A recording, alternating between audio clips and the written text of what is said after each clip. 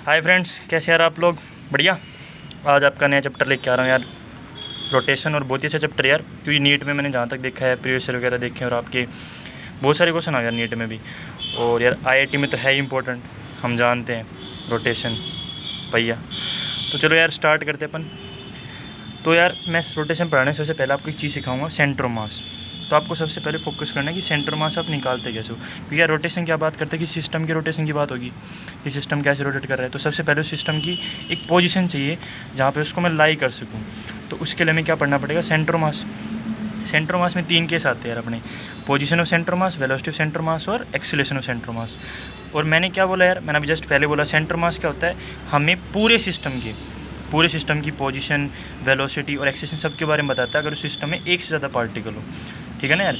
तो अब होता क्या है, जस्ट मान लो फॉर एग्जांपल आपको मैं समझाऊं तो क्या समझाऊंगा सेंटर मास, कि मान लो आपका सेंटर मास जो है किसी सिस्टम का 0 0 पे है, और मुझे क्या निकालना है, मान लो ये 2 मास थे M1 M2 जो कि सेंटर मास से किसी पोजीशन पे है, मान लो एक L-x पे एक x पे।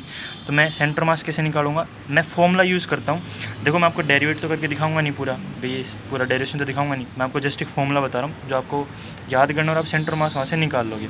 तो पोजीशन x में पोजीशन आप कैसे निकालोगे सेंटर मास की, M1 x1 plus M2 x2 upon M1 plus M2। x1 x2 क्या है, सेंटर मास से उन मासेस की पोजीशन। अब देखो यार, सेंटर मास से हमारा 0 पे, ठीक है ना। तो 0 पे है तो एक चीज़ मैं याद रखूँगा कि 0 के राइट में क्या होती है कोई भी चीज़ पॉजिटिव, और 0 के लेफ्ट में क्या होती है कोई भी चीज़ नेगेटिव। साइन कन्वेंशन इंपॉर्टेंट होता है ना, क्योंकि x क्या है, पोजीशन वेक्टर क्या होता है, वो चाहे तो आपका x में भी हो सकता है और -x में भी हो सकता है। तो मैंने एक नोट भी लिखा, देखो ओरिजिन के राइट में हमेशा पॉजिटिव होगा तो +x1, और लेफ्ट में कोई कोऑर्डिनेट होता है तो क्या किससे दिखाते हैं उसको, -x2 से। तो देखो, तो मैंने पुट कर दिया इक्वेशन में, x सेंटर मास 0 था तो मैंने क्या लिखा, 0 = M1 इंटू उसका particular coordinate that is x1 plus M2 into x2 क्या है -x upon M1 plus M2। तो मुझे वहाँ से क्या मिल गया, आपका x मिल जाएगा। ठीक है, तो यहाँ से हमने क्या निकाल लिया, x की वैल्यू निकाल ली। तो ऐसे क्वेश्चन भी आते हैं आपको, जब आपको सेंटर मास की पोजीशन दी होती है और आपकी मासेस की पोजीशन पूछी होती है सेंटर मास से, और अगर सिर्फ हमारे पास क्या दी हो, पोजीशन दी हो, और फिर हमें सेंटर मास की पोजीशन पूछी है तो क्या लिखोगे, सीधा direct M1 x1 plus M2 x2 upon M1 plus M2, है ना। और x जो होता है आपका वेक्टर फॉर्म में भी दे सकता है यार, है ना, कि x क्या हमारे पास पोजीशन वेक्टर, तो वेक्टर की फॉर्म में आप डायरेक्ट ऐड करो और ऐसे लिख दो। ठीक है, और ओरिजिन होता है, आप ध्यान रखो कि ओरिजिन के राइट में हमेशा कोऑर्डिनेट पॉजिटिव और लेफ्ट वाले को हमेशा नेगेटिव, तो फॉर्मूले में माइनस वर्ड भी आएगा वहाँ पे। ठीक है, तो चलो यार आगे चलते हैं। सिमिलरली ऐसे आप y सेंटर मास निकालोगे तो y सेंटर मास आप जानते हो उसका फॉर्मूला क्या हो जाएगा, M1 y1 plus M2 y2 upon M1 plus M2। तो y में सेंटर मास की पोजीशन पता चल जाएगी। अब यार जो इस केस में मैंने जो लिया था उसमें क्या था, सब का सब x पे था, आप देखोगे जब पीछे जाके तो सब x में था, तो x में था तो y सेंटर मास 0। तो हमें क्या पता चलेगा कि हम, और सब 0 है और y1 भी क्या है 0, क्योंकि सारे कोऑर्डिनेट x पे लाई कर रहे हैं। तो देखो 0 = 0, तो इस समय क्यों कहा, क्योंकि पूरा कंप्लीट सिस्टम जो था वो x एक्सिस पे लाई कर रहा था, तो कोई भी y सेंटर मास का कंपोनेंट नहीं आया, तो y सेंटर मास का आ गया 0। यानी आपको एक चीज़ पता चल गई, x सेंटर मास निकालने तो सारे M1 x1 plus M2 x2 upon M1 plus M2 करना होता है। ध्यान रखो, अगर सेंटर ऑफ मास आपका ओरिजिन पे दिया हुआ है तो आप प्लस माइनस का ध्यान रखो, वरना डायरेक्ट आप ऐड कर दो। और y सेंटर मास निकालना हो तो क्या से निकालते हो, M1 y1 plus M2 y2 upon M1 plus M2 से। ठीक है, फिर क्या कहता है यार, फिर मैंने क्या कहा, अगर किसी भी सिस्टम के बारे में अगर ये कहा गया है वो सिस्टम स्टेशनरी है, तो एक चीज़ है हमेशा याद रखो कि डेल्टा x सेंटर मास और डेल्टा y सेंटर मास क्या होगा, हमेशा 0। समझे, अगर वो सिस्टम हमेशा स्टेशनरी, यानी सिस्टम की पोजीशन में कोई चेंज नहीं आ रहा, यानी सेंटर मास x की पोजीशन और सेंटर मास y की पोजीशन दोनों का चेंज क्या आएगा, आपका 0 आएगा। ठीक है, ऐसे ही मैंने वेलोसिटी ऑफ सेंटर मास निकाली तो उसका क्या आएगा, M1 v1 plus M2 v2 upon M1 plus M2, vector form में लिख दोगे। ऐसे x जो centre mass M1 a1 plus M2 a2 upon M1 plus M2, तो सिंपली यार आपको डायरेक्ट वही करना है, वहाँ x था यहाँ पे v आ गया, वहाँ x था यहाँ पे a आ गया, तो कर लोगे अपन। चलो यार अपन आगे चलते हैं। अब अपना आता है मोमेंट ऑफ एनी क्वांटिटी। यार ये बहुत ही तासुब चीज़ है जो पूछी जाती है क्वेश्चन में, कि किसी भी क्वांटिटी का मोमेंट कैसे निकाले। जैसे मोमेंट ऑफ फोर्स निकालना है, मोमेंट ऑफ मोमेंटम निकालना है, तो कैसे निकालोगे। तो मैंने एक पॉइंट लिया हुआ नीचे, आप ये देखो यहाँ पे, moment of any quantity is just equal to r cross the quantity. जैसे मान लो मोमेंट ऑफ आपको फोर्स निकालना है, तो मोमेंट ऑफ फोर्स निकालोगे तो कैसे निकालोगे, r क्रॉस f निकालोगे तो r क्रॉस f आपको क्या देता है, अगर हम पढ़े तो थोड़ा बोड़ा भी हमें अगर हम याद है तो हमें पता होता है कि r क्रॉस f क्या देता है, टॉर्क। तो टॉर्क को एक और चीज़ बोल सकता हूँ, मोमेंट ऑफ फोर्स। ठीक है। ऐसे ही मोमेंट ऑफ मोमेंटम क्या होगा, आर क्रॉस मोमेंटम। मोमेंटम क्या होता है, एम वी, तो आर क्रॉस एम वी क्या होता है आपका, एंगुलर मोमेंटम, जानते हैं ना, एम वी आर। तो इसी से हमें पता चला कि एंगुलर मोमेंटम का एक नाम और दिया जाता है, मोमेंट ऑफ मोमेंटम। तो यहाँ से भी याद रखो कि किसी भी क्वांटिटी का मोमेंट निकालना है तो आर क्रॉस दैट क्वांटिटी, वो अपना मोमेंट आ जाएगा, ठीक है। और ये याद रखो टॉर्क और एंगुलर मोमेंटम को एक नया नाम से पहचाना जाता है, ठीक है। फिर हमने क्या पढ़ा था यार, कि जैसे हम पढ़ के आए थे बेसिकली कि हमने जब लीनियर मोमेंटम के बारे में पढ़ा था तो हमने क्या कहा था कि F इज इक्वल टू होता है dp/dt। ये कब था, जब सिर्फ बॉडी ट्रांसलेट कर रही थी। अब क्या होता है, इन रोटेशन बॉडी क्या करेगी, हमारे पास बेसिकली रोटेट करेगी। तो उसके रोटेट करने पे हम एक नया वर्ड डिसाइड करा, that is called angular momentum, that is called L। तो वहाँ पे हमारे पास उसका रोटेशन कौन करा रहा है, टॉर्क। तो हम वहाँ पे फोर्स की जगह क्या यूज़ करते हैं, torque. Torque is equal to dl/dt, ठीक है। जैसे वहाँ F इक्वल टू dp/dt था, यहाँ पे torque equal to dl/dt rotation की केस में। वहाँ पे हमें क्या दे रहा था, डेल्टा P जो था हमारा वो F/dt था, delta P is equal to impulse. तो वहाँ पे हमें एरिया अंडर Ft ग्राफ क्या मिल रहा था, हमें बेसिकली इम्पल्स। ऐसे हमारे पास यहाँ पे क्या होगा, delta L is equal to tau dt का इंटीग्रेशन, और इंटीग्रेशन हमें एरिया देता है। तो मैं ये बोल सकता हूँ delta L that is your angular impulse. Angular impulse is just equal to the area under torque time graph. जैसे वहाँ पे इम्पल्स क्या था, एरिया अंडर Ft ग्राफ, तो यहाँ पे हमारे पास एंगुलर इम्पल्स ही आ जाएगा, ठीक है। फिर क्या होता है, फिर हम आगे पढ़ रहे हैं यार। फिर हम क्या बोलते हैं कि कोई बॉडी रोटेट करती है तो उस बॉडी का एक्सिस क्या होता है, फिक्स होता है ना यार। जैसे कोई चीज़ को आप रोटेट कर रहे हो तो वो जिस भी चीज़ के अबाउट रोटेट करेगा उसका एक्सिस फिक्स होगा, यानी हर बॉडी एक फिक्स एक्सिस के अबाउट रोटेट करती है, that is called axis of rotation, ठीक है। अब क्या होगा, अब यार एक्सिस ऑफ रोटेशन होगा तो जिसे रोटेट करेगी तो वहाँ पे हमारे पास उसके रोटेशन का हमारे पास कोई ना कोई इफेक्ट होगा जो उसको रोटेट कर रहा होगा। तो जिस रोटेट कर रहा होगा उस रोटेशन के इफेक्ट को हम क्या बोलते हैं, मोमेंट ऑफ इनर्शिया, ठीक है। तो मोमेंट ऑफ इनर्शिया निकालने का तरीका बता रहा हूँ मैं बेसिकली। इसमें केस 1 है, अगर कोई बॉडी है ना, अगर कोई body single particle system contain करे, दैट इज सिंगल पार्टिकल हमारा, और वो किसी एक्सिस AB भी मान लो जो कि फिक्स है, उसके अबाउट किसी डिस्टेंस r पे रोटेट कर रहा है, तो उस वक्त हमारे पास बेसिकली क्या होगा, उसका मोमेंट ऑफ इनर्शिया mr², यानी for single particle system moment of inertia just equal to mr², ठीक है।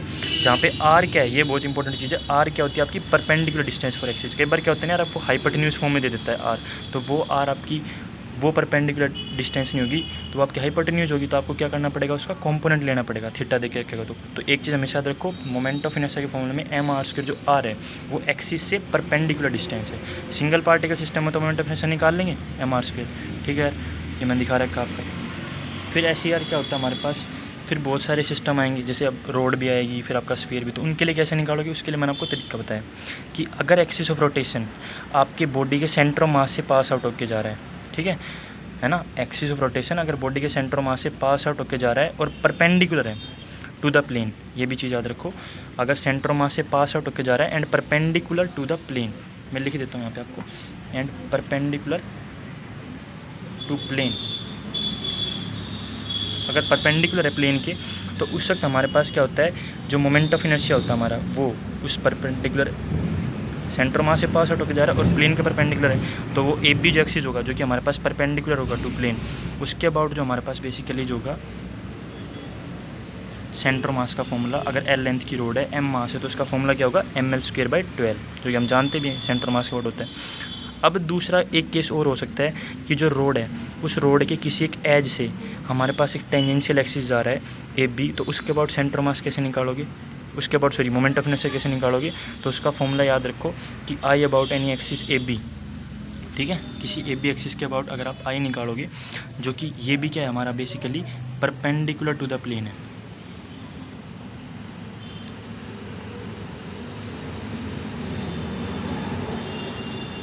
ठीक है। तो उसका फॉर्मूला भी आपका क्या होगा बेसिकली ml²/3। तो एक चीज़ हमेशा याद रखो, ये बहुत इंपॉर्टेंट है, क्योंकि आप जब टॉर्क यूज़ करोगे तो आपको तभी ये फॉर्मूले याद होनी चाहिए। तो सेंटर मास से पास आउट हो रहा है और परपेंडिकुलर टू प्लेन है, L रोड की लेंथ है और मास M है, तो उसका मोमेंट ऑफ इनर्शिया कितना होगा, ml²/12। और अगर मान लो किसी एज से पास आउट हो रहा है और हमेशा बेसिकली क्या परपेंडिकुलर टू प्लेन है, दैट इज़ दिस, तो हमारे पास उसका मोमेंट ऑफ इनर्शिया कितना आएगा, ml²/3, यानी किसी भी एज के अबाउट और परपेंडिकुलर टू, ठीक है। तो निकाल लेंगे ml²/3 ml²/12, ठीक है। ऐसे हम मैं और सारे केस भी बताऊंगा। तो कुछ और भी हमारे पास मोमेंट ऑफ इनर्शिया होंगे सेंटर मास की अलग अलग सिस्टम के लिए। जैसे मान लो रिंग के लिए निकालना है मोमेंट ऑफ इनर्शिया, M मास की रिंग है, R रेडियस है, और उसके सेंटर मास के अबाउट निकालना है जो कि प्लेन के परपेंडिकुलर है। ये वर्ड जो मैं बोल रहा हूँ परपेंडिकुलर, ये आप आगे देखना कुछ वर्ड यूज़ करूँगा वहाँ पे यूज आएगा इसका। तो अगर सेंटर ऑफ मास के अबाउट निकालना है जो कि उसके प्लेन के परपेंडिकुलर यानी जेड डायरेक्शन में, ठीक है, तो मोमेंट ऑफ इनर्शिया कितना होता है एम आर स्क्वायर। ऐसे डिस्क के लिए निकालोगे तो क्या आएगा एम आर स्क्वायर बाई 2। और होलो सिलेंडर के लिए क्या होता है, तो होलो सिलेंडर के लिए याद रखो अगर आर रेडियस का सिलेंडर है होलो और मास एम है तो उसके भी सेंटर मास का जो हमारे पास मोमेंट ऑफ इनर्शिया होगा जो कि हमेशा उसके प्लेन के परपेंडिकुलर होगा वो भी हमारे पास किसके बराबर होगा एम आर स्क्वायर बराबर। यानी एक चीज़ याद रखो, होलो स्फीयर है तो सेंटर मास के अबाउट जो मोमेंट ऑफ इनर्शिया होगा कितना होगा हमेशा M R square, just like ring. और सॉलिड सिलेंडर है बेसिकली, है ना, होलो सिलेंडर तो M R square just like ring centre mass के अबाउट। और अगर सॉलिड सिलेंडर है तो बेसिकली क्या आएगा आपका मोमेंट ऑफ इनर्शिया रिक्स जस्ट लाइक डिस्क आएगा आपका M R square by 2, M mass और आर रेडियस का अगर सॉलिड सिलेंडर है तो। ठीक है, ये इंपॉर्टेंट है, आप याद रखो, कई फॉर्मूले में यूज होंगे आपके। ठीक है, फिर हम क्या पढ़ रहे हैं यार, जस्ट लाइक फिर इसी की तरह हमारे पास जब सॉलिड सिलेंडर होगा तो सॉलिड स्फीयर होगा तो हमारे पास उसका moment of inertia about centre मास कितना होता है 2/5 एम आर स्क्वायर। और अगर होलो स्फीयर दे रखा हो या आपकी सेल दे रखी हो स्फेरिकल सेल, है ना, तो एक चीज़ याद रखो, होलो स्फीयर दे रखा हो या स्फेरिकल सेल दे रखी हो तो उसका moment of inertia about centre मास कितना होता है 2/3 एम आर स्क्वायर। तो यार ये सब तो हो गया मोमेंट ऑफ इनर्शिया हमारे पास निकालने का तरीका, है ना, moment of inertia 2/3 M R square. तो ये यूज करेंगे हम, तो ये आपको याद होनी चाहिए कम से कम यहाँ तक। तो ये जो मैंने ये बेसिकली डी तक ए से लेकर डी तक जो बताया मैंने 4, ये आपको याद होनी चाहिए कंटेस्ट। ठीक है, फिर हम यूज़ करते हैं कुछ थ्योरम्स। ये थ्योरम आपके यार मेनली बहुत इंपॉर्टेंट होती है जो जिनसे आपके क्वेश्चन आते हैं। ठीक है, तो याद रखो यार थ्योरम कैसे है आपकी, इसमें आपकी पहली थ्योरम आती है parallel axis theorem. Parallel axis theorem क्या कहती है यार कि अगर कोई भी दो एक्सिस आपस में एक दूसरे के पैरेलल है और जिनमें से कोई एक एक्सिस आपका क्या हो रहा हो उस बॉडी के सेंटर मास के हमारे पास हो रहा हो तो क्या होता है उस दूसरे एक्सिस के जो कि उसके सेंटर मास के एक्सिस के पैरेलल है उसके अबाउट जो मोमेंट ऑफ इनर्शिया होगा that can be equal to the sum of the moment of inertia of centre mass plus mass of the system into distance of that axis from it centre mass that is called X, तो plus में M X square. तो समझ गए आप। तो मैंने क्या बोला, पैरेलल एक्सिस थ्योरम में क्या होता है आपका मोमेंट ऑफ इनर्शिया में अगर निकालना है उस एक्सिस के अबाउट तो क्या करोगे moment of inertia about centre mass plus mass of the system into distance of that parallel axis from centre mass का स्क्वायर यानी प्लस एम एक्स स्क्वायर। ठीक है, अब यार दो केस बनते हैं कि जो पर्टिकुलर मैं एक्सिस लूँगा जो कि सेंटर मास के पैरेलल है या तो वो क्या हो सकता है परपेंडिकुलर टू प्लेन हो सकता है। ठीक है, तो उस वक्त सेंटर मास भी हमें कौन सा चाहिए जो प्लेन के परपेंडिकुलर चाहिए, तभी पहले एक्सिस थ्योरम लगा पाऊंगा कि दोनों एक्सिस पैरेलल होनी चाहिए।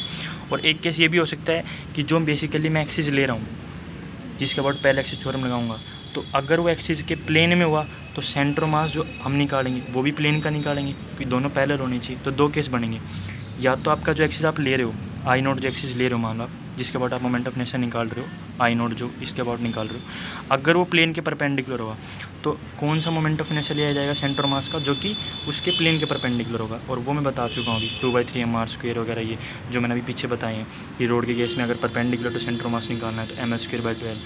ठीक है ना, तो वो चीज़ हम क्या करेंगे कि वर्ड हमें देखना है कि बोला क्या इन प्लेन बोला है या परपेंडिकुलर टू प्लेन बोला है। तो परपेंडिकुलर टू प्लेन बोला है तो सेंटर मास भी कौन सा रह जाएगा जो प्लेन के परपेंडिकुलर होगा। ठीक है, तो आप वहाँ से निकाल सकते हो। ठीक है, तो वहाँ से आप किसी भी टेंजेंशियल एक्सिस के अबाउट भी निकाल सकते हो और यहाँ तक कि परपेंडिकुलर टू प्लेन का भी निकाल सकते हो। तो पैरेलल एक्सिस थ्योरम का यूज ही यही है यार। ठीक है, कि आप इससे कोई भी एक एक्सिस जो आपके सेंटर मास के पैरेलल है उसके अबाउट आप मोमेंट ऑफ इनर्शिया निकाल सकते हो। उसका फॉर्मूला ये है। ठीक है, तो मैंने लिखा भी है it state the moment of inertia about accelerated distance X from centre mass is given by formula above and axis is parallel to centre mass axis, ये भी होना चाहिए। ठीक है, तो आप निकाल सकते हो। ये तो क्या परपेंडिकुलर का, ऐसे पैरेलल का भी निकाल सकते हो। ठीक है, चलो जस्ट इसको चेक कर लेते हैं अपन। चेक कैसे करोगे कि मान लो रोड के केस में मुझे आई अबाउट एच निकालना है जो कि परपेंडिकुलर हो टू प्लेन, ये मुझे निकालना है। तो मैं कैसे निकालूंगा परपेंडिकुलर टू प्लेन। तो मैंने क्या बोला पहले एक्सिस थ्योरम लगाओ, अगर ये परपेंडिकुलर टू प्लेन है तो मैंने क्या चाहिए मुझे आई सेंटर मास या परपेंडिकुलर प्लेन चाहिए। क्योंकि मैंने क्या बोला पर जो पैरेलल एक्सिस थ्योरम है वो दो एक्सिस के बीच में लगती है जिनमें से एक एक्सिस क्या होता है सेंटर मास से आपका पास आउट होता है तो जो दूसरा एक्सिस जिसके अबाउट मुझे निकालना है वो और सेंटर मास के एक्सिस दोनों क्या होना चाहिए आपस में पैरेलल। तो अगर मैं ये परपेंडिकुलर ले रहा हूँ तो बेसिकली ये भी परपेंडिकुलर होना चाहिए आपका, तो ये भी कौन सा होना चाहिए, आई सेंटर मास जो कि परपेंडिकुलर होगा। वो अपन को पता ही है रोड के केस में कितना होता है ml² प्लस में क्या होता है फॉर्मूले में mx², x क्या होती है यहाँ से दूरी और सेंटर मास से किसी भी एज की दूरी क्या होती है l/2, तो ml/2 का होल स्क्वायर। तो जब मैंने निकाला जो कि हमारे पास किसी भी एक एक्सिस के अबाउट जो आया जो कि सेंटर मास की यहाँ पे l/2 की दूरी पे और परपेंडिकुलर टू प्लेन, वो कितना है हमारे पास ml²/3। और ये जस्ट मैंने आपको पहले बताया रोड के केस में कि रोड के केस में अगर कोई एक्सिस उसके बेसिकली एज से पास आउट हो रहा है और परपेंडिकुलर उसके प्लेन के, तो मोमेंट ऑफ इनर्शिया कितना आता है ml²/3, है ना, ml²/3। तो ये चीज़ आपको कहाँ से पता चली, वो पैरेलल एक्सिस थ्योरम से, कि भाई एक एक्सिस है जो कि आपके सेंटर मास के एक्सिस के पैरेलल है और परपेंडिकुलर टू प्लेन है, तो सेंटर मास का कौन सा मोमेंट ऑफ इनर्शिया चाहिए जो कि परपेंडिकुलर टू प्लेन होगा, निकाल लोगे। तो यहाँ से मैंने प्रूफ भी कर दिया कि थ्योरम यार हमारी वैलिड है हर जगह, ठीक है। फिर क्या होगा, अब ऐसा भी हो सकता है यार कि कई बार रिंग के लिए पूछ ले या किसी और के लिए पूछ ले तो उसका भी निकाल लेंगे। जैसे मान लो रिंग के केस में पूछा मोमेंट ऑफ इनर्शिया जो कि आई अबाउट ए बी पूछा है और जो ए बी कौन सा पूछा जो कि प्लेन के परपेंडिकुलर होगा, तो आई सेंटर मास भी कौन सा चाहिए जो कि प्लेन के परपेंडिकुलर होगा। प्लेन के परपेंडिकुलर पता ही है मुझे mr² होता है रिंग के केस में, प्लस mx², x क्या हो जाएगी r के बराबर दूरी यहाँ से, तो 2mr² आ गया। ऐसे डिस्क के लिए जस्ट आ जाएगा आपका, कितना आ जाएगा डिस्क के लिए निकालोगे तो आई सेंटर मास mr²/2 अगर परपेंडिकुलर वाला पूछेगा तो, ठीक है ना। प्लस में आपका mx² यानी mr², तो ये हमारा आई भी आ जाएगा mr²/2, 3mr²/2, तो निकाल लोगे। तो ये वर्ड इंपॉर्टेंट है, परपेंडिकुलर बोला तो ये भी परपेंडिकुलर वाला चाहिए, वरना क्या होगा कई बार आपको दिक्कत आ जाएगी। जैसे आपको परपेंडिकुलर नहीं पूछा, आपको कोई दूसरा पूछ लिया ऐसे, तो उसके लिए क्या है, उसके लिए फिर हम अगर मान लो अब हमसे परपेंडिकुलर ना पूछ के इन प्लेन वाला पूछ ले तो हम कैसे निकालेंगे। तो उसके लिए भी उसके लिए हम क्या यूज़ करते हैं, थ्योरम यूज़ करेंगे जिससे वो ईजी हो जाएगा निकालना। उसके लिए आता है perpendicular axis theorem, parallel axis theorem समझ गए। अब क्या पढ़ेंगे, परपेंडिकुलर एक्सिस थ्योरम। तो परपेंडिकुलर एक्सिस थ्योरम क्या कहती है, अगर कोई भी 3 एक्सिस दे रखे हों जो कि एक दूसरे के परपेंडिकुलर हो, तो कहता है moment of inertia of any 2 perpendicular axis can be equal to basically moment of inertia of the third axis. यानी कि अगर 3 एक्सिस है जैसे कि x y z तीनों आपस में एक दूसरे के परपेंडिकुलर हैं और उनमें से किन्हीं भी 2 का अगर मोमेंट ऑफ इनर्शिया मैं ऐड करूँगा वो हमेशा क्या आएगा, उस तीसरे के बराबर आएगा। जैसे कि 3 एक्सिस परपेंडिकुलर है और इनके अबाउट मान लो moment of inertia IX IY IZ, तो कहता है IX प्लस IY करूँगा तो किसके बराबर आएगा, हमेशा IZ के बराबर आएगा। और ये मेनली यूज कहाँ किया जाता है, परपेंडिकुलर एक्सिस थ्योरम, जब भी आपको डायमीटर के अबाउट, जैसे रिंग में डायमीटर के अबाउट आपको मोमेंट ऑफ इनर्शिया निकालना है, डिस्क में आपको मोमेंट ऑफ इनर्शिया निकालना है डायमीटर के अबाउट, तो वहाँ पे ये यूज होता है आपका मेनली। यानी इसका मेनली जो यूज है वो moment of inertia about diameter निकालना होता है किसी भी एक रिंग में या किसी भी एक सेल में या किसी भी एक पर्टिकुलर बेसिकली स्फीयर में या किसी भी एक हमारे पास डिस्क में या भी जहाँ भी हमारे कर्व रीजन बनेंगे, ठीक है ना। तो बेसिकली अगर मुझसे पूछे मान लो I about diameter for a ring, अगर हमें फाइंड आउट करना है तो क्या होगा, डायमीटर क्या होगा यार, ये वाला और ये वाले 2 डायमीटर होंगे, ठीक है। तो अब मुझे पता है जो सेंटर मास है रिंग का, ये मुझे पता है परपेंडिकुलर टू रिंग ये किस में होगा, जेड में होगा। तो इसका सम मैं लिख सकता हूँ that will be equal to I about X plus I about Y, ठीक है। और I about X I about क्या है, वो आई अबाउट डायमीटर ही है, तो यानी एक्स में और वाई में, ठीक है। डायमीटर के अबाउट ही हमारे पास मोमेंट ऑफ इनर्शिया, ठीक है। तो परपेंडिकुलर एक्सिस थ्योरम लगाई, I about X plus I about Y is equal to I about Z, जो कि हमारा उसका प्लेन के परपेंडिकुलर वाला सेंटर मास होगा जो हमें पता है mr² होता है। तो I about X plus I about Y mr² के बराबर आ गया, ठीक है। और बाई सिमेट्री में जानता हूँ कि किसी भी एक सर्कल में जो डायमीटर जो होते हैं वो दोनों आइडेंटिकल होते हैं, ठीक है। तो जो एक्स में लिखूँगा और जो वाई में डायमीटर निकालूंगा, बेसिकली जो मतलब डायमीटर जो हमारे पास मोमेंट ऑफ इनर्शिया निकालूंगा डायमीटर्स के बाद, तो दोनों सेम आएंगे, तो दोनों आइडेंटिकल हो गए बाई सिमेट्री। तो आई एक्स प्लस आई वाई कितना आ गया mr², तो 2ix इज इक्वल टू हमारा क्या है mr²/2, तो mr², तो आई एक्स वहाँ से कितना आ गया mr²/2। यानी किसी भी रिंग में अगर मुझे moment of inertia about diameter निकालना है वो हमेशा क्या होता है, बेसिकली mr²/2। ये कौन सा मोमेंट ऑफ इनर्शिया होता है, ये वो मोमेंट ऑफ इनर्शिया होता है, आई सेंटर मास होता है जो कि इन प्लेन होता है।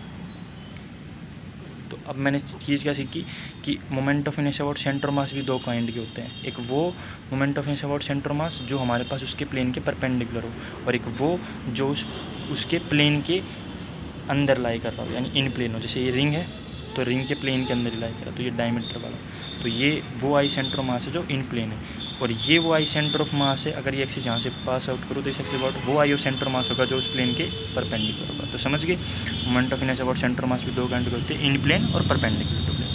ठीक है, तो ये perpendicular axis theorem mainly use ही कहाँ हो रही है, डायमीटर के अबाउट मोमेंट ऑफ इनर्शिया निकालने के लिए। समझ गए अपन लोग। ऐसे अपन डिस्क के लिए निकाल सकते हैं यार, क्या करेंगे, I X plus I Y equal to I Z, I Z मुझे पता है यानी वो सेंटर मास जो कि प्लेन के परपेंडिकुलर होगा यानी एम आर स्क्वायर बाई 2, और फिर दोबारा वही आई अबाउट डायमीटर, डायमीटर सिमेट्रिकल होते हैं हमारे पास उसमें सर्कल के अंदर, तो आई एक्स आई वाई दोनों बराबर हो जाएंगे, तो 2 I X equal to M R square, I X कितना आ गया एम आर स्क्वायर बाई 4, तो ये आई सेंटर मास वो हो गया जो कि हमारे पास बेसिकली अबाउट डायमीटर होगा या फिर इन प्लेन होगा। ठीक है, ऐसे हम सब के लिए निकाल सकते हैं। फिर हम क्या कर रहे हैं, अब पता है इसका यूज़ क्या है कि बेसिकली आप इससे इन प्लेन के अबाउट भी पैरेलल एक्सिस थ्योरम लगा सकते हो, वो आपको बताऊंगा कैसे लगाओगे। ठीक है, फिर हम पढ़ते हैं टॉर्क। तो टॉर्क क्या होती है, टॉर्क हमने अभी बताया मोमेंट ऑफ क्वांटिटी के अंदर की torque is also known as moment of force that is R cross L. R क्या होता है आपका final position vector minus initial position vector, आपका आर होता है। अगर आपको फाइनल पोजीशन और इनिशियल पोजीशन दे रखी हो तो आप वहाँ से भी आर निकाल सकते हो। फिर एक चीज़ और होती है कि टॉर्क को आप एक चीज़ और लिख सकते हो, torque is also equal to I alpha, जानते हैं ना अपन, तो टॉर्क आपका आई अल्फा भी लिखा जा सकता है, जहाँ पे अल्फा आपका क्या है basically angular acceleration about that axis, है ना। हमने पढ़ा है, जैसे हम पढ़ते थे जब हमारे पास कोई रोटेशन नहीं होता तो वहाँ पे हम ए डिसाइड करते थे, तो ए क्या होता था सिंपल एक्सीलरेशन ऑफ सेंटर मास, तो यहाँ पे क्या होगा रोटेशन हो रहा है तो क्या वर्ड डिसाइड किया जाएगा एंगुलर एक्सीलरेशन। ठीक है, आई क्या होता है उस एक्सिस के अबाउट सेंटर मास जिसके अबाउट आप टॉर्क निकाल रहे हो। ठीक है, जैसे कि अब मुझे मान लो ये इक्वेशन यूज़ करनी है तो मैं कैसे यूज़ करूँगा, जैसे मान लो क्वेश्चन दे रखा है, एक रोड है जो कि हिंज है इस पॉइंट से, और उसको जस्ट हमारे पास क्या किया गया यहाँ से एकदम से मैंने बेसिकली क्या करा टॉर्क लगी उस पर मान लो इस पॉइंट के अबाउट, जिससे कि नीचे मूव करेगी, तो ये मूव करी तो पूछ रहा है find its angular acceleration if it start rotating, तो रोटेट करेगी तो मैं टॉर्क लिखूँगा, और टॉर्क हमेशा यार उस पॉइंट के अबाउट लिखी जाती है जिस पॉइंट के अबाउट आपको बेसिकली फोर्स नहीं पता होता। जैसे आपको यहाँ पे हिंज फोर्स आपको नहीं पता तो आप इस पॉइंट के अबाउट टॉर्क लिखोगे ताकि हिंज फोर्स की टॉर्क आपकी कितनी हो जाए, जीरो, क्योंकि जिस पॉइंट के अबाउट लिखोगे उसकी टॉर्क तो जीरो हो जाएगी, और हिंज फोर्स अननोन था तो मैंने इसी के अबाउट लिखी। तो अब टॉर्क किसकी वजह से आएगी, सिर्फ इसकी वजह से, इस mg की वजह से, या फिर आपका ये जो बेसिकली आएगा mg की वजह से। f क्या है आपका यहाँ पे mg, तो मैंने यूज नहीं करा। ठीक है, तो ये आपकी 3mg यानी कटेगी तो क्या आएगा 3g/2। ठीक है, ये आप देख लोगे बेसिकली मैंने यहाँ पे। तो अब टॉर्क किसकी आएगी, सिर्फ mg की आएगी, mg की आएगी, यानी mg जो आएगा आपका बेसिकली क्या आएगा, यानी टॉर्क सिर्फ की मिली mg की, तो mg की टॉर्क कैसे निकालोगे, r क्रॉस f, r आपकी l/2 होगी, f क्या है आपका mg, दोनों 90 डिग्री पे है तो साइन 91 हो गया, यानी l/2 into M G is equal to I into alpha. अब मैंने बोला था आई वो लेते हैं जिसके अबाउट आपको टॉर्क निकालनी होती है, टॉर्क आप इस एक्सिस के अबाउट निकाल रहे हो, है ना, इस हिंज वाला एक्सिस के अबाउट, तो इसके अबाउट हमें पता है जो मोमेंट ऑफ इनर्शिया होता है परपेंडिकुलर टू प्लेन वो कितना होता है ml/3 एक रोड में इंटू अल्फा, तो वहाँ से आपको अल्फा मिल गया, अल्फा आपने सोल्व किया तो कितना है 3g/2l। तो आप ऐसे भी यूज़ कर सकते हो। तो हमेशा याद रखो टॉर्क उसी पॉइंट के अबाउट निकालना जिस पॉइंट के अबाउट आपको फोर्स पता नहीं हो, ठीक है ना, तो वहाँ से आप लिखोगे तो आपको ईजी होगा, क्योंकि उस पॉइंट का टॉर्क ही जीरो हो जाएगा, वो अननोन था और वो कैंसिल आउट भी होगा, तो जो नोन थे उन्हीं का टॉर्क आएगा बस। ठीक है ना, तो ये चीज़ भी है। अब इसमें एक चीज़ लेटर ये भी पूछ सकता है आपसे कि बताओ एफ हिंज कितना होगा, है ना, आपसे कल को ये भी पूछ सकता है कि बताओ हिंज क्या होगा, फोर्स अबाउट हिंज कितना होगा हमारे पास, तो एफ हिंज निकालना तब कैसे निकालोगे। अब आपको क्या चाहिए, हिंज फोर्स, तो हिंज फोर्स चाहिए तो आप कैसे निकालोगे, मान लो कल को आपसे हिंज फोर्स पूछे तो आप कैसे निकालोगे, आप एम जी के अबाउट टॉर्क लिखोगे, उससे क्या होगा हिंज फोर्स आएगा, कुछ हिंज फोर्स आएगा तो उसकी टॉर्क कितनी आएगी एफ हिंज इंटू l/2। अगर मैं टॉर्क अबाउट क्या लिखूँगा सेंटर मास लिखूँगा तो उससे क्या होगा सेंटर मास का टॉर्क जीरो, मुझे हिंज फोर्स कैसे मिलेगा F hinge into l/2 is equal to I about centre mass that is ml/12 into alpha, और अल्फा मैं यहाँ से निकाल ही चुका तो मैं इसको पुट कर दूंगा that is F hinge into l/2 is equal to ml/12 into 3g/12।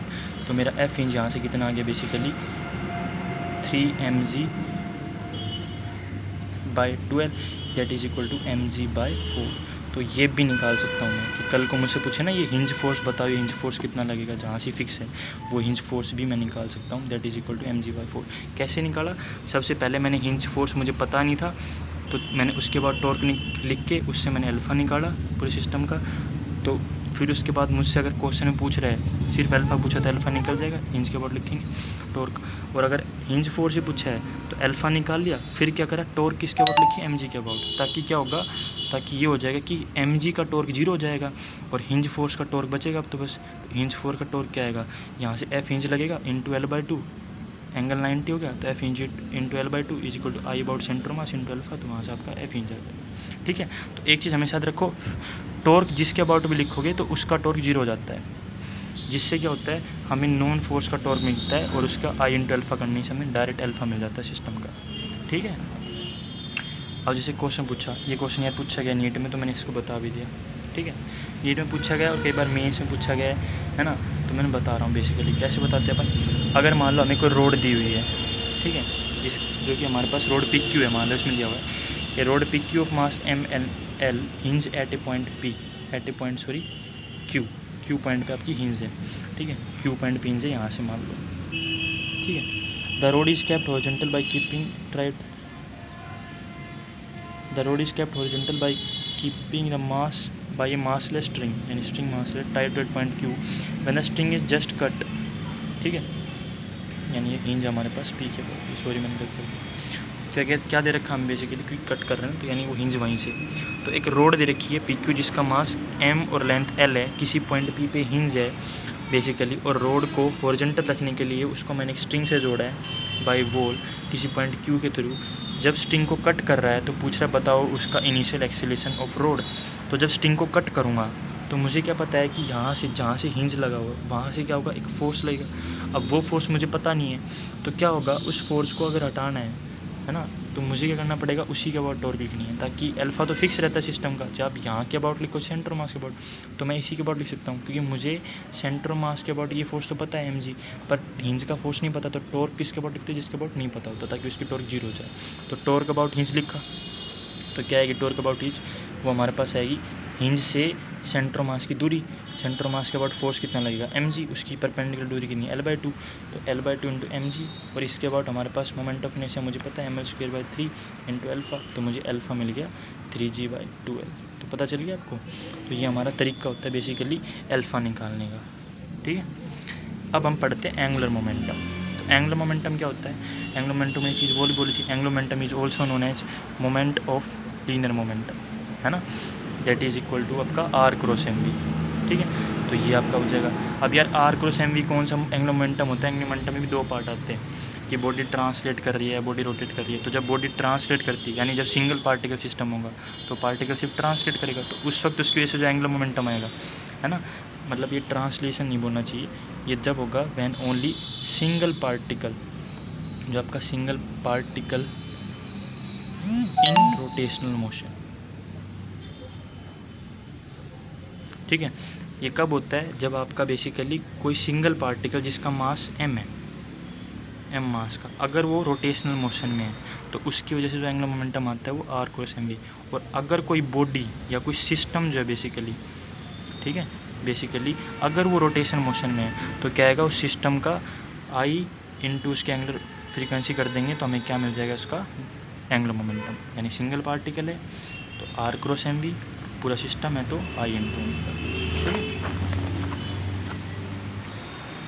और ये I कौन सा लेते हैं, I सेंटर मास। ठीक है, ये भी याद रखना हमारे पास। तो ड्यूरिंग रोटेशन एक चीज़ हमेशा याद रखो। अब मैंने एंगुलर मोमेंटम क्यों पढ़ा है आपको, कि मैं एक चीज़ जानता हूँ कि जब भी रोटेशन होता है तो हमेशा क्या एक चीज़ जो हमेशा कंजर रहेगी, क्या, एंगुलर मोमेंटम। ठीक है, लीनियर मोमेंटम कंजर हो भी सकता है, नहीं भी। लीनियर मोमेंटम कंजर तब होगा जब आपका कोई भी हिंज फोर्स नहीं होगा, यानी कोई भी नॉन कंजर्वेटिव फोर्स नहीं होगा, जैसे कि हिंज हो गया, फ्रिक्शन फोर्स हो गया। पर एंगुलर मोमेंटम ऑलवेज कंजर रहेगा रोटेशन में, चाहे आपका हिंज फोर्स हो या ना हो, चाहे आपका फ्रिक्शन हो या ना हो। तो एक चीज़ हमेशा रखो, जब भी रोटेशन है the quantity which is always fix या कांस्टेंट, वो क्या होगी, एंगुलर मोमेंटम। और एंगुलर मोमेंटम कोई बॉडी रोटेट करती तो मैंने क्या बोला, जब सिस्टम रोटेट करता तो क्या होता है, एंगुलर मोमेंटम I ओमेगा। तो कंजर करेंगे तो क्या आएगा, L initial equal to L final. और किसी भी बॉडी के लिए एंगुलर मोमेंटम क्या होता है, I omega, that is I omega पर is equal to I/2 omega, यानी इनिशियल इक्वल टू फाइनल। कर लो ऐसे। अब ये होता कैसे है इसका, जैसे मान लो कोई क्वेश्चन दिया, एक थिन सर्कुलर रिंग है जिसका मास कैपिटल M है, उसकी रेडियस है R, और वो रोटेट कर रही है उसके एक्सिस के अबाउट किसी भी एंगुलर फ्रीक्वेंसी ओमेगा से, फिर कह रहा है, ये तो इनिशियल केस है, फिर कह रहा है 4 mass each of mass m are kept on its opposite end of perpendicular diameter, then find out the new angular frequency of the bell system that is omega dash. तो क्या करोगे, आपको पता है इनिशियली सिस्टम पहले rotate कर रहा था किसी ओमेगा से, और सिस्टम के सेंटर मास के बाद आपको मोमेंटम से पता है m r स्क्वायर, तो एल इनिशियल निकाल लोगे, एल इनिशियल कितना आ जाएगा आपका i into omega that is m r square into omega. ठीक है, आफ्टर मास को पुट करने के बाद क्या होगा, अब ये 4 मास रख दिए मैंने उनके डायमेट्रिक अपोजिट पॉइंट पे, तो अब क्या होगा, जब ये सिस्टम रोटेट करेगा सेंटर मास के अबाउट ऐसे, तो मुझे पता है सिंगल पार्टिकल के लिए moment of inertia about an axis क्या होता है, m r स्क्वायर। अब ऐसे कितने हैं, 4, m r square plus m r square plus m r square plus m r square plus में रिंग का खुद का that is capital m r square into system की पूरी ओमेगा डैश। ठीक है, तो L नोट जो फाइनल हो गया हमारे पास है ना, यानी L फाइनल जो हमारा हो गया बेसिकली वो कितना आ जाएगा, 4 m r square plus m r square into omega dash that is I final, जो कि हमें पता चल गया कैसे निकाला, इंटू ओमेगा डैश। तो हमें L फाइनल मिल गया, L फाइनल मिल गया तो मैं क्या करूँगा, एंगुलर मोमेंटम कंजर कर दिया that is L initial equal to L final, तो मुझे वहाँ से क्या मिल गई, ओमेगा डैश। तो ये तरीका होता है मेनली एंगुलर मोमेंटम कंजर करने का, तो आप वहाँ से फाइनल ओमेगा भी निकाल सकते हो सिस्टम। ठीक है, फिर हम पढ़ते हैं रेडियस ऑफ जायरेशन। तो रेडियस ऑफ जायरेशन क्या होती है, ये आपको समझ में आ गया था ना। अब हम नया टॉपिक करते हैं आपका radius of gyration that is जिसको डिनोट किया जाता है के से। तो कोई भी सिस्टम का रेडियस ऑफ जायरेशन पूछा ना, चाहे वो रिंग हो, चाहे वो डिस्क हो, चाहे स्फेयर हो, चाहे सेल हो, कुछ भी हो, कैसे निकालोगे, जब भी किसी सिस्टम का रेडियस ऑफ जायरेशन पूछता है तो उस एक्सिस का मोमेंट ऑफ इनर्शिया, जिस एक्सिस के अबाउट आपको रेडियस ऑफ जायरेशन पूछा है, तो उस एक्सिस का जो मोमेंट ऑफ इनर्शिया नेट, उसे किसके बराबर कर दो, m के स्क्वायर के बराबर, जहाँ पे की है आपका रेडियस ऑफ जायरेशन। यानी सिंपल भाषा में बोलो तो क्या है, moment of inertia about that axis is equal to m के square, where k is equal to √I/m that is called your radius of gyration. निकाल लोगे। अब क्या है, जैसे क्वेश्चन आया, मान लो आपको समझाने के लिए देख रहा हूँ, जैसे मुझसे पूछा है रेडियस, जैसे डायरेक्टली अगर मुझसे पूछे कि मान लो रेडियस ऑफ जायरेशन निकालो एक रिंग का अबाउट सेंटर मास, तो कैसे निकालोगे, सेंटर मास के अबाउट रिंग का मोमेंट ऑफ इनर्शिया कितना होता है, m r स्क्वायर, उसको किसके बराबर कर दोगे, m के स्क्वायर बराबर, तो k क्या आ जाएगा, √r। तो ये रेडियस ऑफ जायरेशन हो गया। ऐसे क्वेश्चन चलो मैं आपको कराता हूँ अच्छे से लेवल का, उसमें क्या रेडियस ऑफ जायरेशन कैसे करेंगे। जैसे मान लो मुझसे पूछा the ratio of the radius of gyration of the circular disc about tangential axis perpendicular to the plane of ring and of a circular ring of same radius about a tangential axis perpendicular to the plane of ring. ठीक है, यानी कहने का मतलब क्या है, ये देखो आप, सबसे पहले तो टेंजेंशियल एक्सिस के अबाउट हमें मोमेंट ऑफ इनर्शिया निकालना है। तो मुझे एक चीज़ तो पता चल गई यार कि क्या लगानी पड़ेगी, पैरेलल एक्सिस थ्योरम। मैंने बोला था पैरेलल एक्सिस थ्योरम लगती जभी है जब आपको बेसिकली या तो टेंजेंशियल एक्सिस के अबाउट निकालना हो या फिर आपको ऐसे एक्सिस के अबाउट निकालना हो जो कि बेसिकली क्या हो, सेंटर मास के पैरेलल हो। ठीक है, तो अब मुझे पता है, और कौन सा लेना है टेंजेंशियल एक्सिस, जो कि उसके प्लेन के परपेंडिकुलर हो। तो मोमेंट ऑफ इनर्शिया और सेंटर मास भी कौन सा लोगे, जो उसके प्लेन के परपेंडिकुलर होगा। अब ये और ये जो बेसिकली एक्सिस है ये परपेंडिकुलर टू प्लेन हो गया, और मुझे क्या लिखना है, पहले मोमेंट ऑफ इनर्शिया लिखना पड़ेगा इस एक्सिस के अबाउट। फिर रेडियस ऑफ जायरेशन भी हमेशा उस अबाउट लिखते हैं ना जिसके अबाउट आपका मोमेंट ऑफ इनर्शिया आप निकाल रहे हो। तो AB के अबाउट आपको पहले मोमेंट ऑफ इनर्शिया लिखना पड़ेगा। तो AB क्या है, प्लेन के परपेंडिकुलर है और टेंजेंट के थ्रू जा रहा है, तो ऐसा कुछ होगा। और सेंटर मास भी कुछ ऐसा लेना पड़ेगा, जब भी दोनों आपस में पैरेलल हो पाएंगे। तो क्या होगा, I about AB is equal to I about centre mass जो कि परपेंडिकुलर होगा, प्लस mx स्क्वायर, ये होता है x, वो दूरी होती है। तो I अबाउट सेंटर मास जो कि परपेंडिकुलर टू प्लेन होता है किसी भी डिस्क के लिए, क्या होता है, m r square by 2 plus में m r स्क्वायर, तो कितना आ गया, 3m r स्क्वायर बाई 2। तो मैंने जस्ट बोला था m के स्क्वायर इज इक्वल टू क्या होता है, I about that axis, m के स्क्वायर करा तो I अबाउट AB आया, तो वहाँ से k क्या आ गया, I AB बाई m। तो मुझे पता चल गया just radius of gyration of disc क्या आ गया, √3/2 इंटू r। ऐसे रिंग के लिए निकालोगे तो ये वाला एक्सिस क्या कह रहा है, ये परपेंडिकुलर वाला पूछ रहा है, परपेंडिकुलर टू प्लेन। तो मैंने क्या लगाया, पैरेलल एक्सिस थ्योरम लगाई, ये परपेंडिकुलर ये भी परपेंडिकुलर, तो I centre mass plus mx square, तो वहाँ से 2m r स्क्वायर आ गया, तो √2r आ गया। उसने रेशियो पूछा तो मैंने रेशियो निकाल दिया। ठीक है, अब मान लो वो ये परपेंडिकुलर ना बोल के वो बोलता कि उस एक्सिस के अबाउट मोमेंट ऑफ वो रेडियस ऑफ जायरेशन निकालो जो कि परपेंडिकुलर टू प्लेन की जगह इन प्लेन हो। तो उस फॉर्मूले में सेंटर मास इन प्लेन यूज होगा। ठीक है, तो उस केस में क्या होगा, सेंटर मास इन प्लेन वाला यूज होगा। यानी कि IAB अगर मुझसे डिस्क का पूछा तो मैं क्या बोलता बेसिकली ये वाला और ये वाला, और ये आपकी x होती है उस टाइम, यानी इन प्लेन होता आपका ये। ठीक है। तो कुछ ऐसा सिस्टम होता है आपका। तो क्या होता है आई अबाउट डायमीटर, तो डिस्क के केस में आई अबाउट डायमीटर कैसे निकालोगे, I X plus I Y equal to I Z, यानी परपेंडिकुलर एक्सिस टर्म के, उससे हमें क्या मिल जाता है I diameter M R square by 4 plus M R square. तो आई अबाउट हमारे पास टेंजेंशियल मिल जाएगा इन प्लेन का, यानी हमारे पास 5 आर स्क्वायर। तो के क्या होता है under root I by M, तो रूट 5 बाई 4 आर। ऐसे रिंग के लिए निकालोगे तो I about diameter M R square by 2 plus M R square, यानी ये आ जाएगा। तो आप रेशियो निकाल लोगे वहाँ से दोनों का, की ऑफ डिस्क बाई की ऑफ रिंग का। तो ऐसे भी पूछ सकता है। तो तभी मैंने बोला था कि डायमीटर और ये परपेंडिकुलर का, यानी इन प्लेन और परपेंडिकुलर टू प्लेन का क्या लोचा है, तो यहाँ से क्लियर हो गया आपका, ठीक है। फिर हम पढ़ते हैं रोलिंग मोशन। तो रोलिंग मोशन क्या होता है, रोलिंग मोशन में क्या होता है, अगर कोई बॉडी रोलिंग मोशन करती है तो वो बॉडी जब भी रोलिंग करेगी तो हमेशा एक चीज़ याद रखो कि उसका ट्रांसलेशनल और रोटेशनल मोशन दोनों होगा, ठीक है। और एक चीज़ क्या होती है, जब भी बॉडी, मैंने बोला रोलिंग करेगी तो ट्रांसलेशन और रोटेशन मोशन दोनों होगा।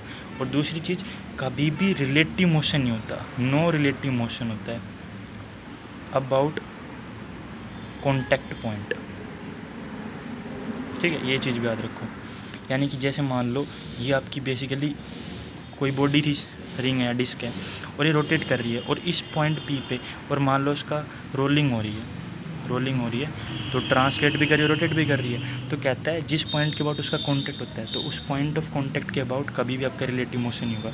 रिलेटिव मोशन मतलब यानी उस पॉइंट ऑफ कॉन्टैक्ट के अबाउट नेट वेलोसिटी आपकी जीरो आएगी। तो वेलोसिटी कौन कौन सी आएगी, इधर वी और इधर की तरफ वी क्या आएगी omega R, omega cross R यानी आपकी पीछे की तरफ। तो यानी इस पॉइंट पे वेलोसिटी लिखो तो क्या आएगी वी इधर और ओमेगा आर इधर। तो यानी कि अगर मुझे पॉइंट पी के अबाउट वेलोसिटी लिखनी है तो वी पी कितनी आएगी वी माइनस ओमेगा आर। और मैंने बोला कोई रिलेटिव मोशन नहीं होता कॉन्टैक्ट पॉइंट के अबाउट, तो जीरो होगी, तो V equal to omega R. तो यही कंसेप्ट देखो मैंने यहाँ पे यूज़ कर रखा है कि इन ड्यूरिंग रोलिंग कोई रिलेटिव मोशन नहीं होता पॉइंट ऑफ कॉन्टैक्ट का, तो वी और ओमेगा आर बराबर हो जाती है। उसका रीजन मैंने बता दिया। तो रोलिंग मोशन आपको डायरेक्ट एक कंसेप्ट भी यूज़ करना होता है कि v equal to omega R होता है, कि सिस्टम ट्रांसलेट भी करता है रोटेट भी। तो आप डायरेक्ट क्या कर सकते हो in rolling motion v equal to omega R, ठीक है। फिर एक चीज़ याद रखो, रोलिंग मोशन में क्या होता है, बॉडी ट्रांसलेट रोटेट दोनों कर रही है, तो काइनेटिक एनर्जी दो टाइप की डिसाइड की जाएगी, ट्रांसलेशनल और रोटेशनल। तो काइनेटिक एनर्जी ट्रांसलेशन तो आपको पता ही है, हाफ एम वी सेंट्रो मास का स्क्वायर प्लस, और रोटेशनल क्या होगी हाफ आई ओमेगा स्क्वायर। तो ये आपको जस्ट याद रखनी है, I kinetic energy rotation equal to half I omega square. I क्या होता है आपका आई सेंट्रो मास। तो टोटल काइनेटिक एनर्जी क्या आएगी रोटेशनल प्लस आपकी ट्रांसलेशन। और एक चीज़ और याद रखो कि एनर्जी हमेशा कंजर्व होती है प्योर रोलिंग में अगर फ्रिक्शन नहीं है तो, क्योंकि एनर्जी कंजर्व के लिए मैंने बोला था जब भी कंजर्वेटिव फोर्स होती है तो एनर्जी कंजर्व हो जाएगी, और फ्रिक्शन नॉन कंजर्वेटिव है तो एनर्जी कंजर्व नहीं हो पाती। यानी आपकी delta K total is equal to delta P total. यानी आपको सिस्टम में बोल रहा है कि सिस्टम किसी हाइट से भेजा गया, मान लो ड्रॉप करा और सिस्टम ऐसे से जा रहा है, उसकी फाइनल वेलोसिटी है, तो आप क्या बोलोगे कि kinetic energy final minus initial is equal to kinetic potential energy final minus initial, यानी delta K total is equal to delta P total. अब इसका यूज कहाँ पे होता है इस एनर्जी वाले कंसेप्ट का, मान लो एक क्वेश्चन दिया, a small object of uniform density rolls up a curved surface with an initial velocity v, it reaches to a maximum height h, ठीक है। इट रीच, देख लिया आपने क्वेश्चन क्या दे रखा है, क्वेश्चन क्या नहीं दे रखा, क्वेश्चन ये रहा आपका बेसिकली, ठीक है।